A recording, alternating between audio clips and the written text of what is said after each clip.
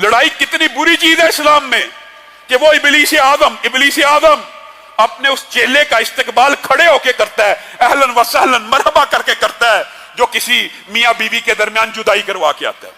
जना करवाने वाले का नहीं, कत्ल करवाने वाले का नहीं, इसका इस्तकबाल कर रहा है जिसने बीवी से जुदाई करवा दी है।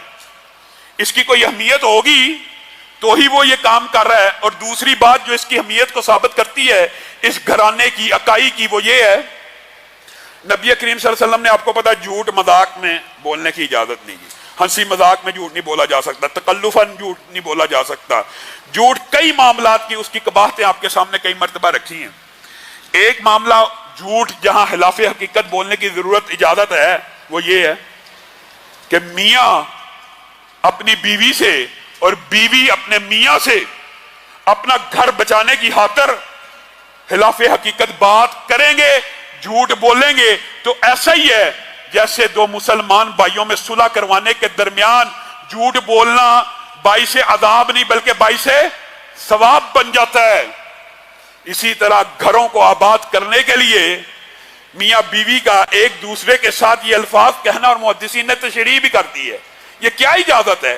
ये क्यों इजाजत दी? ये इजाजत इसलिए दी है, आज आपकी शादी हुई, अभी तो आपके दिल में बीवी की मोहब्बत पैदा ही नहीं हुई, आज ही शादी हुई है, आज ही वो आपके घर आई है, आपने उसको देखा, अभी तो मोहब्बत भी नहीं है, आप कहेंगे कि मुझे तेरे से मोहब्बत है। ये झूठ नहीं लिखा जाएगा, ये सवाब लिखा जाएगा। अभी कई मर्तबा ऐसा होता है कि इंसान बेचैन होता है, परेशान होता है, किसी परेशानी के आलम में घर चला गया तो अल्लाह ने और रसूलुल्लाह ने, मेरे भाइयों, ये इजाजत इसलिए है, ये इसलिए नहीं है कि अपनी बदकारियों और बुराइयों के ऊपर पर्दा डालने के लिए बीवी से झूठ बोला जाए। ये इसलिए इजाजत नहीं है कोई ये समझता हो कि शायद इसलिए इजाजत है। ये इजाजत इसलिए दी जा रही है कि मियां बीवी का घर आबाद हो, खानदान आबाद हो। बीवी अच्छी नहीं भी लग रही, बीवी अच्छी नहीं भी लग रही, उसको जाके कहा जाए तू मुझे बड़ी अच्छी लग रही है, तू मुझे बड़ी पसंद है, तू मुझे बड़ी खूबसूरत लग रही है, तू मेरे दिल का चैन है, तू मेरे दिल का करार है। ये झूठ की इजाजत इस काम के लिए थी।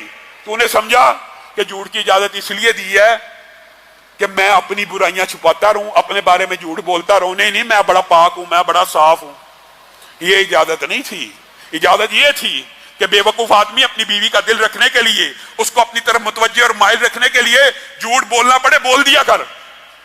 और बीवी को भी इसीलिए इजाजत अल्लाह ने दी है कि हावन किसी वक्त अच्छा नहीं लग रहा, किसी वक्त बेचैन है, उसको उसके साथ तवज्जो नहीं, मुतवज्जे नहीं हो रही, जुबान से इकरार कर ले, सिर्फ जुबान से कह दे आप मुझे बड़े अच्छे लगते हैं, आप मुझे बड़े पसंद हैं, आप मेरे सर के ताज हैं, आप मेरे दिल का करार हैं। ये इजाजत तुझे अल्लाह और रसूल ने दी है ताकि तेरा घर आबाद हो। लेकिन हमारी बहनें भी सख्त दिल की हैं और भाई भी, एक नाराज तो दूसरा उससे आगे नाराज, एक ने मुंह इधर किया तो दूसरे ने इधर कर दिया। और मेरी बहनें बेटियां भी कुछ बातें समझ लें, मौजू बड़ा तवील है, बात को मुख्तसर करता हूं। नबी करीम सल्लल्लाहु अलैहि वसल्लम से ज्यादा अफजल कायनात में कोई बेटी हो सकती है? फातिमा कितनी आला हैं, कितनी अफजल हैं, आपको पता है। वो अपने, मेरी बहनें बेटियां इस बारे में गौर करें। ठीक है, हमदों की कमियां कुताइयां होती हैं, लेकिन मेरे बहनें और बेटियां ये भी गौर करें कि नबी करीम की बेटी है और नबी के पास क्या लेके आई है? सवाल। और क्या लेके आई है? दरखास्त। और क्या लेके आई है? शिकायत। क्या? अली के घरदारी के सारे काम मैं करती हूं। क्या करती है बेटी? ये कायनात की सबसे अफजल शख्सियत की बेटी है। तेरा बाप जितना मर्जी अमीर हो, जितना मर्जी बड़ा ताजर हो, जितना मर्जी आला खानदान का हो, इससे ज्यादा आला खानदान का नहीं हो सकता, नहीं हो सकता। आगे शिकायत करी है, बाबा इतना काम करना पड़ता है कि हाथ पे छाले पड़ गए हैं, चक्की चला चला के हाथ जख्मी हो गए हैं। नबी करीम ने कहा हिदमत छोड़ दे हामद की, आज के बाद काम ना करी। ये हमारी बहनों बेटियों को किसने सिखा दिया? नबी करीम सल्लल्लाहु अलैहि वसल्लम मुस्कुराना शुरू हो गए और कहा, फातिमा मैं तुझे खादम से बेहतर एक नुस्खा ना बताऊं? बता दीजिए। नबी करीम ने वो वजीफा जिसको आज हम तस्बीह फातिमा कहते हैं, सुबहान अल्लाह अल्हम्दुलिल्लाह अल्लाहु अकबर बता दिया और बेटी को कहा इसी काम में लगी रहे। नबी के बाद कायनात का सबसे अफजल आदमी उम्मत में कौन है? अबू बकर सिद्दीक। उनकी बेटी अस्मा बिनते अबी बकर हैं। खुद कहती हैं कि जब जुबैर के साथ शादी हुई थी, एक ऊंट था और एक घोड़ा था, घोड़े का चारा भी मैं डाला करती थी और ऊंट के ऊपर घर के लिए पानी दूर दराज से मैं लेके आया करती थी। क्या अबू बकर जैसे अमीर फर्राह दिल सही ने अपनी बेटी को मना कर दिया कि यह काम नहीं करना? नबी करीम सल्लल्लाहु अलैहि वसल्लम के बाद एक साहबी आ गया अपनी फूफो को लेके, अपना मसला मुसला बताया। उसके बाद नबी करीम ने कहा, मेरी ए औरत मेरी बात याद रखी, तेरा हामन तेरी जन्नत है, तेरा हामन तेरी दोज़ख है, तेरा हामन तेरी जन्नत है, तेरा हामन तेरी दोज़ख है। हमारी बहनें बेटियां ये भी तो समझें, ये भी तो उसी रसूल का फरमान है ना। अगर एक औरत सिर्फ 5 नमाजें पढ़ती हो, सिर्फ 30 रोजे रखती हो, सिर्फ अपने नफ्स की हिफाजत करती हो, 3 काम, ये बात औरतें समझ लें। अल्लाह की कसम, अल्लाह ने औरतों के ऊपर अहकामात नरम रखे हैं। ये फेमिनिज्म के नारे लगाने वाले ये समझते हैं कि औरतों के अहकामात सख्त है, औरतों के अहकामात आधे से भी कम हैं। और ये भी हाम हा का प्रोपेगेंडा जी, इस्लाम में औरत को, ये देखें जी, ये 4 रिश्ते हैं औरत के इस्लाम में और वही रिश्ते बदलते भी रहते हैं। उन 4 रिश्तों में 3 जगह के ऊपर अल्लाह ने औरत को फजीलत दी है। माँ बाप में से कौन अफजल है सब जानते हैं। माँ कितने गुना? 3 गुना ज्यादा। 3 मर्तबा माँ, 1 मर्तबा बाप। कभी किसी फेमिनिज्म का ये सुना है?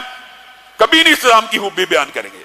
माँ बाप में से इस्लाम में माँ अफजल है, बहन भाई में से बहन अफजल है, बेटे बेटी में से बेटी अफजल है, कि जिसकी कफालत के ऊपर जन्नत का अजर और सवाब है, बेटे की कफालत के ऊपर है। बेटियां वैसे भी बाप की ज्यादा वफादार होती हैं और बेटियां ही अफजल हैं। 3 मकामात के ऊपर औरत अफजल है, औरत को सुकून नहीं। एक मुकाम के ऊपर अल्लाह ताला ने अर्रिजालु कव्वामूना अलन निसा कह दिया, तो इनको तकलीफ पड़ गई कि हामद और बीवी के अंदर हामद अफजल क्यों है, ये इनको तकलीफ है। अल्लाह ने वो भी बयान कर दिया। एक तो अल्लाह ने कहा ये फजीलत अल्लाह ने दी है, और दूसरी वबिमा अनफकू, क्योंकि औरत की जिम्मेदारी बाहर तिजारत कारोबार करना नहीं है, मर्द ने कमा के ला के उसके मुंह में डाल लें। इसीलिए नबी करीम सल्लल्लाहु अलैहि वसल्लम ने कह दिया था, जो हामद की नाशुक्री है वो अल्लाह की नाशुक्री है। जहन्नुम में वो औरतें भरी पड़ी हैं जिनको हामद एक अरसा खिलाता पिलाता एहतराम करता इज्जत करता है, एक दिन उनसे नाराज हो जाए तो कह देती हैं हमने इस बंदे से कभी खैर ही नहीं देखी, ये बंदा तो शुरू से ही ऐसा है, ये बंदा हर रोज, जिस दिन से मैं इस घर में आई हूं हर रोज इसका यही कसब है।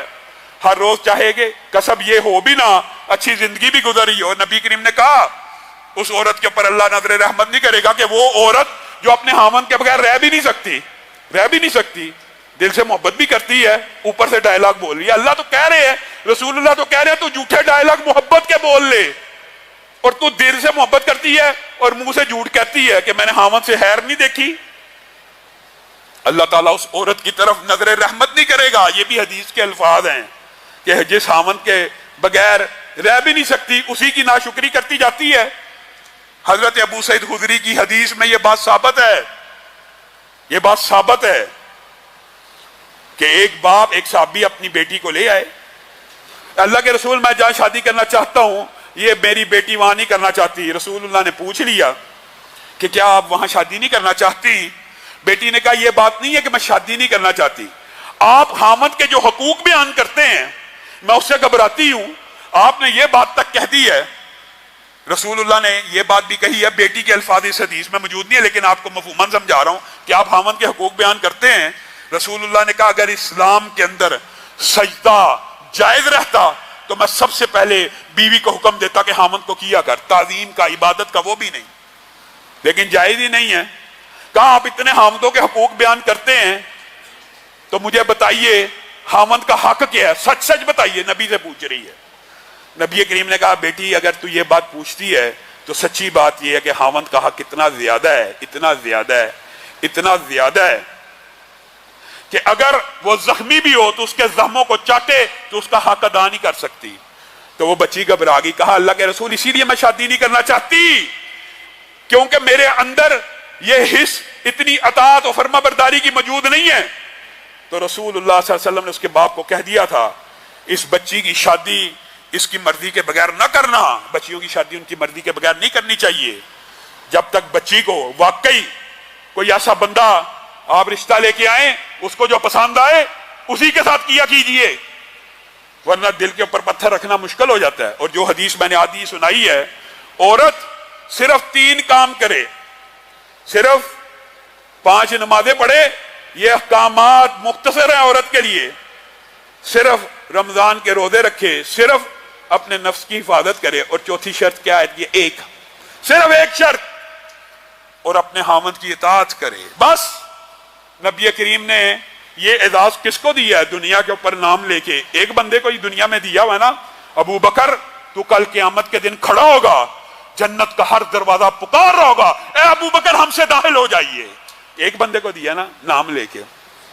لیکن نبی کریم نے یہ اعزاز امت کی ہر بیٹی کو دیا ہے جو چاہتی ہے کہ کل قیامت کے دن جنت کے 8 دروازے اس کو پکاریں، وہ یہ 3 کاموں کے بعد چوتھا کام کیا کرے؟ اپنے خاوند کی اطاعت کرے، پھر جنت کے جس دروازے سے چاہے داخل ہو جائے۔ اور محدثین نے اس کے نیچے حدیثیں لائے ہیں، صرف اشارہ کر کے اپنی بات کو ختم کرتا ہوں۔ وہ کیا؟ باب جہاد بھی تو ہے، عورت نے جہاد کیا نہیں، باب جہاد کیوں پکار رہا ہوگا؟